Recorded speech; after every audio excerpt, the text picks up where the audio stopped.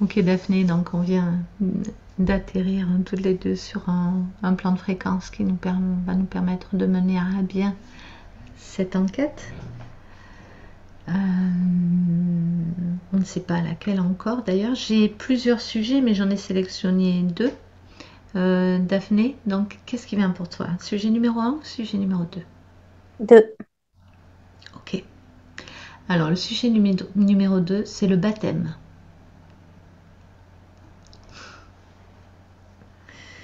Pourquoi? Parce que j'ai eu quelqu'un en début de semaine, bah, du coup, hier matin, en séance Cœur de Lumière, qui a revécu, qui a fait une régression à son baptême où il s'est passé quelque chose de très important qui a impacté sa vie.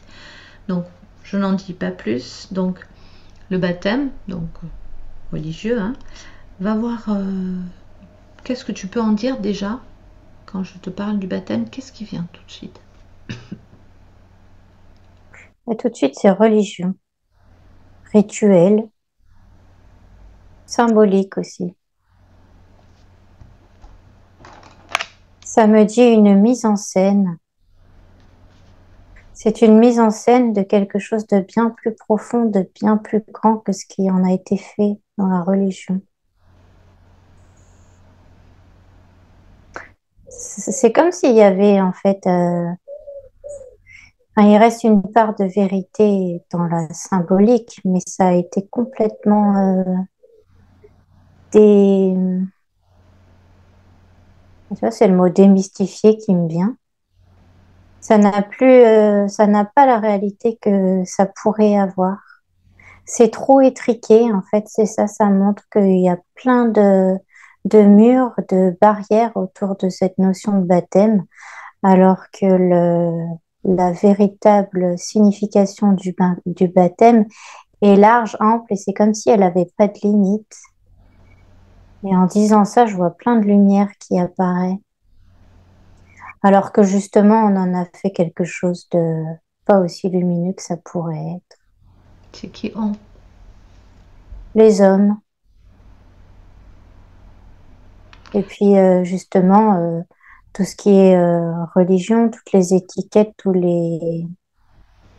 Alors ça me parle du sacrement, et ça me parle de tous les sacrements en général, que ça a un peu minimisé ce qu'est le baptême réellement. Alors ça me parle de ce que nous a laissé comme information à ce sujet-là Jésus, tu vois, qu'il a laissé un grand message pour l'humanité au sujet du baptême et qu'en fait ça n'a pas été pris en compte dans sa véracité. C'est quelque chose de très lumineux, de très puissant. Ça me parle du royaume de Dieu, que ça ouvre au royaume de Dieu et qu'en fait aujourd'hui dans l'Église ça n'a pas cette signification, c'est trop petit, c'est trop limité. Et alors tu vois, je vois l'image d'un bébé qui trempe un pied dans l'eau. Hein, la symbolique du baptême à l'Église, il trempe juste un pied, alors qu'en fait bah, en fait, c'est vraiment une image de, voilà, c'est juste une infime partie de ce que pourrait être réellement le baptême s'il était pris dans sa véritable information. Originel. Oui, Justement, tu dis que le message du baptême de Jésus, c'est le baptême, ça servait à ouvrir au royaume de Dieu, c'est ça? oui. Donc, à l'origine, Jésus, le baptême, euh, cette signification-là, ça avait un sens. Qu'est-ce qui s'est passé pour que ça devienne... Alors, comment expliquer ça? Alors, aujourd'hui, ça n'ouvre plus au royaume de Dieu, le baptême? Qu'est-ce qui se passe alors lors du baptême? Bah, pas assez, en fait. Tu vois, et royaume de Dieu, ça me dit aussi royaume des cieux. Et là, je vois un univers dans les cieux qu'on n'imagine pas. Ça me montre une... C'est magnifique, en fait. Il y a plein de lumière, il y a de la joie, il y a l'unité, il y a retrouver ses origines. Et quand tu m'as posé la question, j'ai vu que toute cette image, elle était venue se mettre, tu vois, comme dans... Ça me fait penser à la lampe d'Aladin. Tout ça est pris et vient se mettre dans un tout petit truc, alors qu'en fait, ça regorge de trésors et c'est enfermé parce que justement, c'était une façon de contrôler l'humanité et sa divinité que de la mettre bon, bah, du coup, dans cette lampe, mais c'est pas la lampe, quoi, mais d'en faire ce qui en a été fait avec la religion. C'est intéressant ce que tu dis. Est-ce que sans faire de raccourcis trop avisés, mais tu vas me dire, est-ce que ça revient à dire qu'une personne qui a été baptisée est plus limitée finalement qu'une personne qui n'a pas été? Est-ce qu'elle est enfermée dans quelque chose? Non, mais elle n'a pas accès à tout ce à quoi elle pourrait avoir accès. En soi, être baptisée ne change rien par rapport à quelqu'un qui ne l'est pas par rapport à ça. Tu vois ce que tu dis, elle n'est pas enfermée. Elle est pareille que quelqu'un qui ne s'est pas fait baptiser. Et d'ailleurs, ça me dit qu'il y en a qui ne l'ont pas été et qui ont accès au royaume des cieux beaucoup plus largement. Mais une personne baptisée peut avoir accès à ce royaume-là originel en dehors de la religion. Ça Hmm. n'entrave rien, le baptême religieux n'entrave rien son accès à ça. De là où tu le perçois, en tout cas, au moment où Mm. on va avancer. Qu'est-ce que tu as dit? Je dis on va avancer. Je dis là, au moment là où tu le perçois, Mhm. ça n'entrave pas. Alors, quel intérêt ça a aujourd'hui? Enfin, si c'est un intérêt, qu'est-ce que c'est? C'est une coutume? C'est. Ben attends, eh ben, j'ai vu comme s'il y avait un boulet au poids du petit enfant que je voyais tout à l'heure, comme s'il avait à la cheville le pied qu'il avait mis dans l'eau, là, une espèce de truc en ferraille là qui tient les boulets, un anneau en ferraille, ouais, comme s'il traînait un poids et c'est sombre. Comme si en fait, tu vois, ça me fait penser à l'image du bétail qu'on poinçonne. Et ben c'est ça, c'est comme si il était poinçonné et qu'il avait une marque en lui, comme s'il était entaché en fait.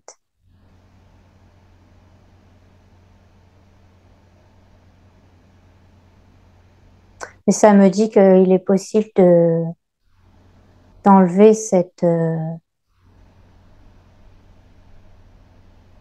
ça m'a dit cette soumission. Voilà, ça m'explique que en faisant le baptême religieux, c'est comme si on se soumettait à la façon dont la religion voyait le royaume des cieux. Et c'est ça que représente cet anneau au niveau de la cheville. Donc, cette façon réductrice dont tu parlais, c'est ça? Oui, oui, oui, oui. T'es poinçonné, hop, tu rentres dans les rangs de la religion, entre guillemets, de ce qui, ce que la religion a fait de la magnificence des cieux.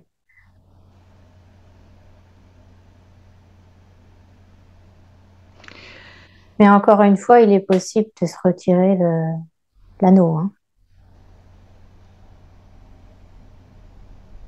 Alors, qu'est-ce qui se passe si on retire l'anneau? Bah là, je vois l'enfant qui est tu vois, comme un petit ange qui prend son envol et qui monte dans l'endroit où je suis. Je crois que je suis dans une église, oui, c'est ça. Eh ben, il devient un ange en représentation et il prend sa liberté et il devient tout lumineux. Et donc, ses ailes se sont déployées. C'est lui qui décide où il va, comment il rejoint le royaume des cieux. Il est libre de toute entrave. Alors, tout à l'heure, tu voyais que le baptême n'était pas limitant. Donc, qu'est-ce qui a changé dans l'énergie?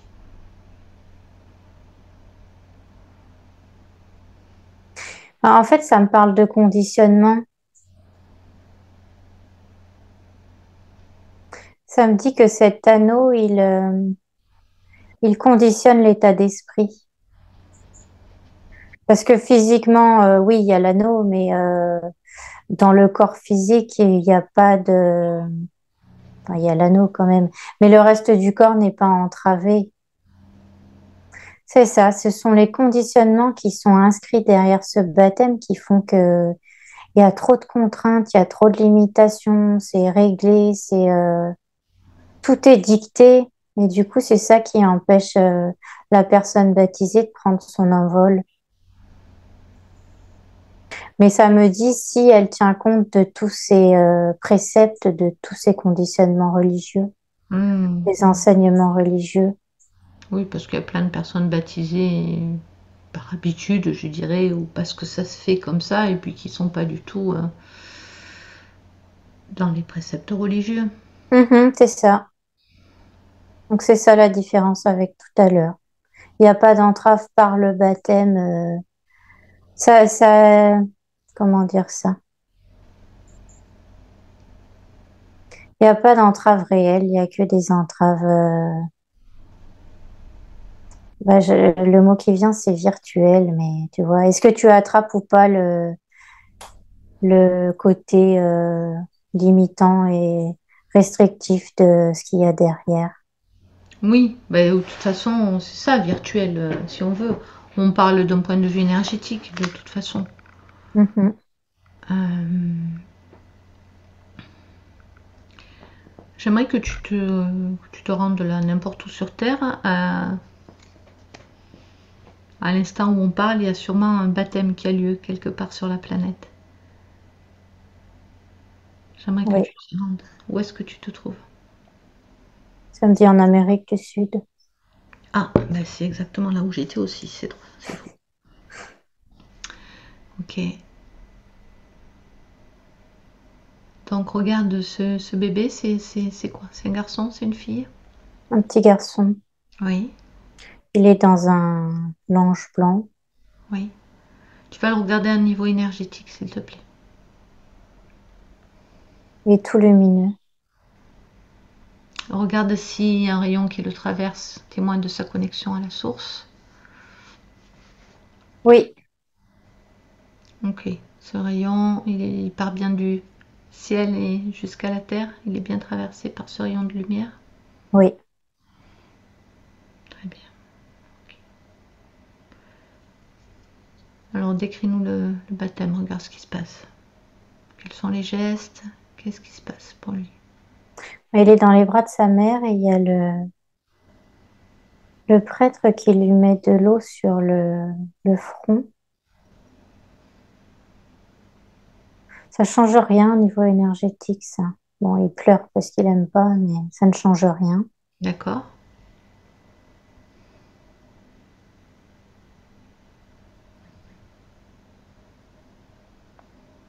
Il le refait une deuxième fois, il remet à nouveau de l'eau. Un peu plus, tu vois. C'était juste un tout petit peu, et là, il en a un peu plus sur toute la tête. Mhm. Tout le monde sourit. Et du coup, le bébé est redressé. Tu le regardes toujours d'un point de vue énergétique, hein. Tu ne le quittes pas des yeux au niveau énergétique. Tu vois, son corps, il devient, c'est comme s'il y avait une onde grise qu'il traverse. Et ça me parle des informations qui ont été mises dans l'eau. Ouais, comme si l'eau, elle portait en fait, c'est ça, les entraves de tout à l'heure, là, elles sont dans l'eau.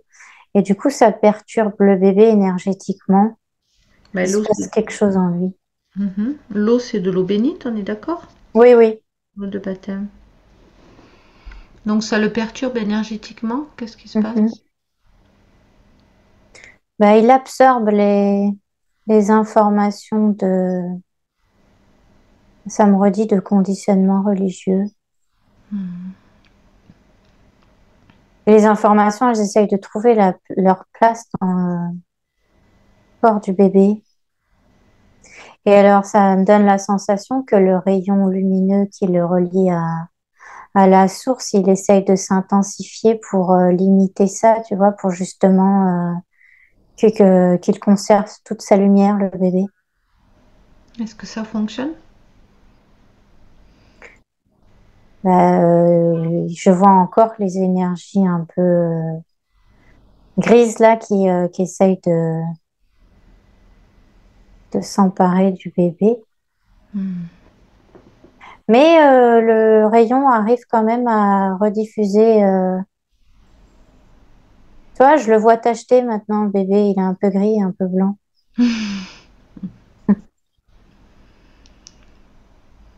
Mais si ça me donne la sensation qu'il y a besoin de donner une information supplémentaire, que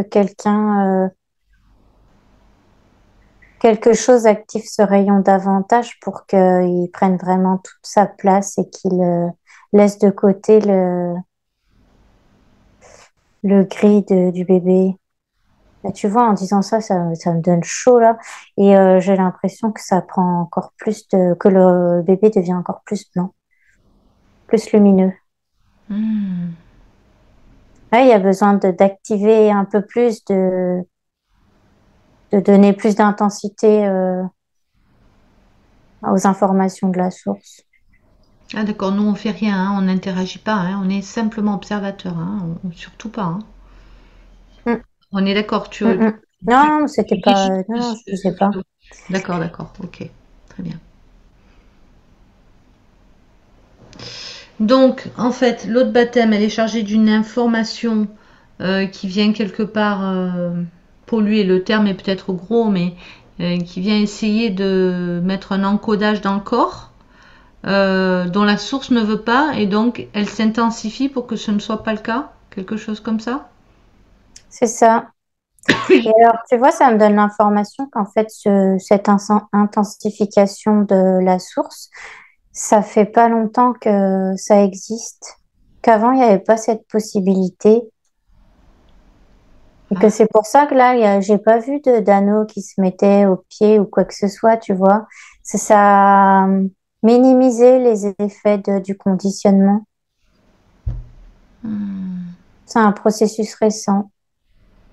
Comme si la source avait vraiment davantage de capacité, de puissance sur Terre pour pouvoir nous protéger de ces conditionnements, encore une fois. j'aimerais savoir si cette expérience du baptême, euh, elle est aussi impactée par la personne, le prêtre qui réalise le baptême, par la nature énergétique de l'enfant qui reçoit ce baptême ou de l'adulte, hein, c'est quelquefois ce sont des adultes aussi. Est-ce que tout ça, ça joue aussi dans ce qui est transmis, dans la façon dont l'eau est bénite aussi?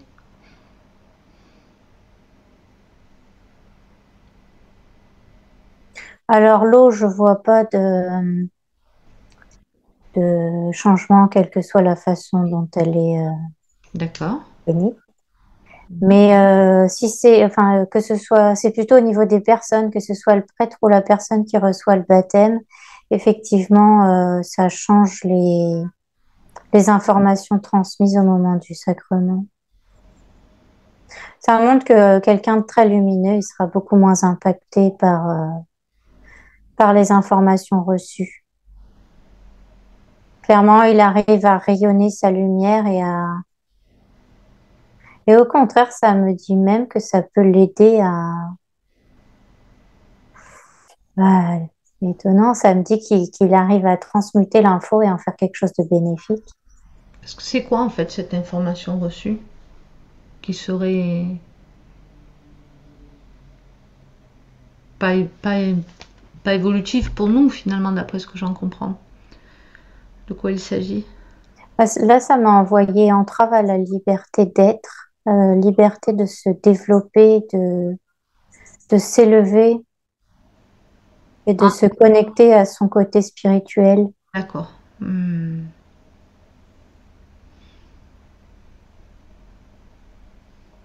Et alors oui, je vois, ça m'a fait un zoom sur les mains du prêtre, qui aussi ont le potentiel de réduire l'impact. comme s'il y avait un magnétisme dans les mains, ça me chauffe beaucoup, qui était capable de rendre le baptême bénéfique. Mais alors là, ça me renvoie l'info que c'est assez récent, hein, que que la source était capable de transmettre par ses canaux sa lumière.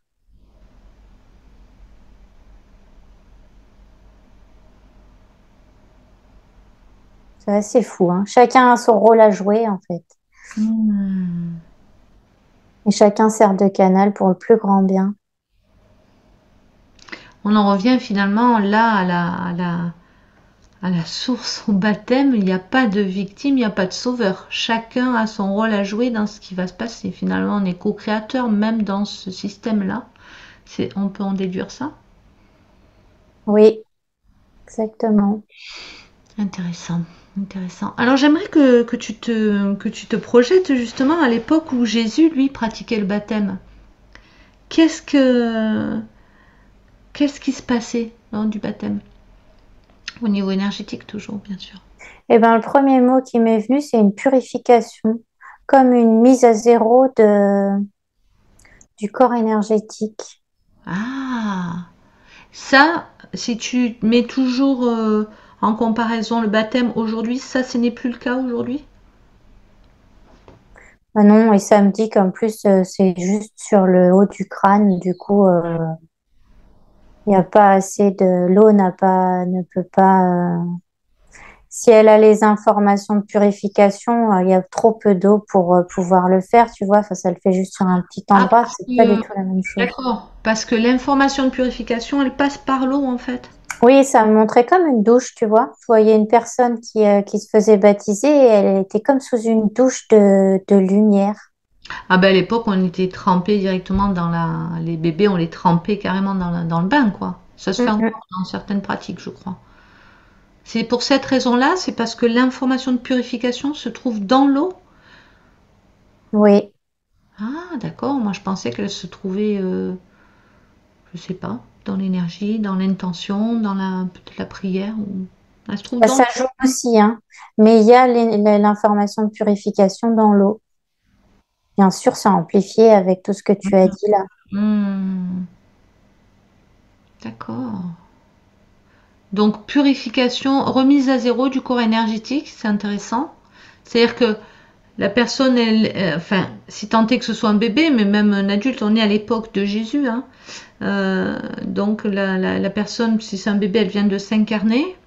Je voyais un adulte, moi, je sais pas Oui, pourquoi. parce que c'était les images qu'on en a à l'époque de Jésus, c'était les adultes qui étaient baptisés, parce que c'était nouveau finalement. Donc la personne, qu'est-ce qui se passait dans la personne adulte alors? Eh ben, je la vois donc sous cette douche de pluie samedi, cette douche de lumière. Et bah, elle se lave en fait de tout ce dont elle n'a plus besoin. Elle se sent beaucoup plus légère. C'est comme si en sortant de l'eau, elle faisait un pas vers une vie différente, une vie plus éthérée samedi. Tu vois, je la vois beaucoup plus bah, éthérée justement, beaucoup plus libre d'être. Est-ce que ça l'a aidé à transcender sa physicalité? Quelque chose comme ça? Ouais, ça me dit justement qu'il y a des mots qui pouvaient disparaître grâce à ça, des douleurs, des soucis de santé. Hmm. Vraiment une régénération, hein. Tiens, ça me donne l'idée d'une autre enquête.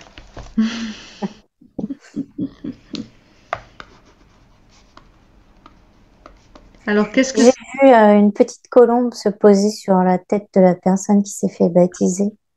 Ouais. Tu sais, elle avait récupéré sa paix, la pureté de son être. Mm. Ça me dit, ça lui a donné des ailes, les ailes de la liberté. Donc finalement, au niveau énergétique, qu'est-ce qui se passait concrètement? Ça l'a reconnecté à sa source, quelque chose comme ça? Ouais, ouais, Hmm. ouais. Elle est beaucoup plus lumineuse là. Alors, qu'est-ce qui a foiré là? Pourquoi on en est là aujourd'hui? Tu l'as dit, ça a été récupéré par l'homme. Avec, est-ce qu'il y avait des intentions de nuire ou est-ce que simplement c'est... Qu'est-ce qui s'est passé dans l'énergie? Pourquoi ça ne fonctionne plus comme ça? Pourquoi le fait de se faire baptiser, ben, ça ne nous connecte pas directement au royaume des dieux, au royaume des cieux, connecté à toute notre nature spirituelle, comme c'était visiblement le cas à l'époque?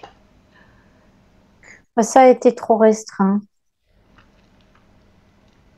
Ça me dit que ça a été mal utilisé. Encore une fois, ça me redit conditionné. Tu vois, ça m'a envoyé l'image de petites boîtes, comme si ça nous avait mis dans des boîtes, ça nous avait enfermés, ça nous avait privés de toute cette capacité à rayonner et à recevoir la lumière. Petites Hmm. boîtes, là, elles sont très sombres et elles sont hermétiques, il n'y a rien qui passe.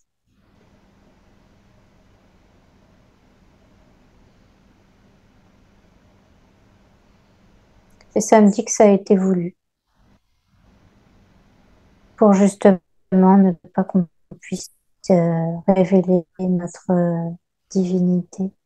Ça me parle de forces sombres qui ont récupéré le baptême pour pouvoir, elles, se nourrir de nous. Hmm. Parce que comme ça, on était à leur merci, enfermés dans ces petites boîtes. On était docile, conditionné, on pouvait que suivre le mouvement. Tout le monde va dans le même sens. Alors ça montre qu'il y en a certains qui ont réussi à tirer leur épingle du jeu et à sortir du rang. Mais globalement, c'est ça qui a été fait.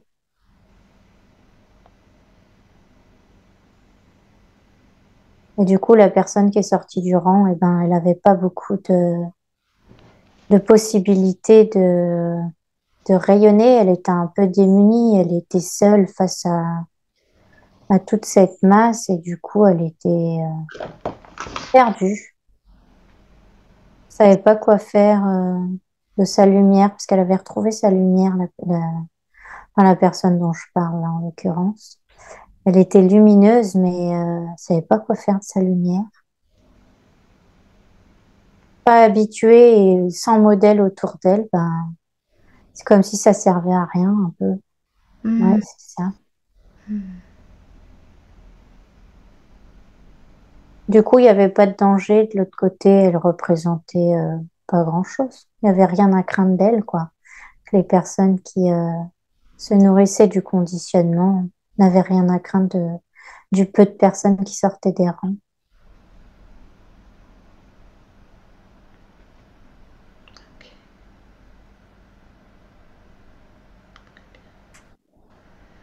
Est-ce qu'il y a un message lumineux qu'on pourrait entendre au sujet de l'expérience de ce soir, de notre exploration du baptême? Ça me dit qu'au-delà des mots, au-delà des sacrements, c'est nous qui en faisons ce que nous voulons, avec l'intention qu'on place, avec tout ce qu'on a envie que ce baptême représente pour nous, on peut le créer. Au-delà de tout ce qui est transmis, c'est vraiment nous qui sommes capables d'en faire ce qu'on veut et de pouvoir justement retrouver le baptême dans sa forme originelle. Et ça me dit, peu importe la quantité d'eau, c'est vraiment une question d'intention et de ce qu'on veut en faire. Donc, il est possible de changer ça. On a tout le pouvoir de le faire, toute la puissance. Ok. Et on est accompagné pour ça. Je vois plein d'anges, tu vois. Ça me donne une belle image là, comme si les anges attendaient de pouvoir œuvrer de cette manière-là par le baptême, parce qu'on va en faire.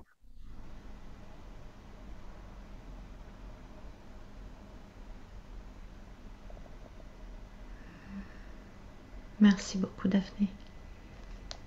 Merci Astrid.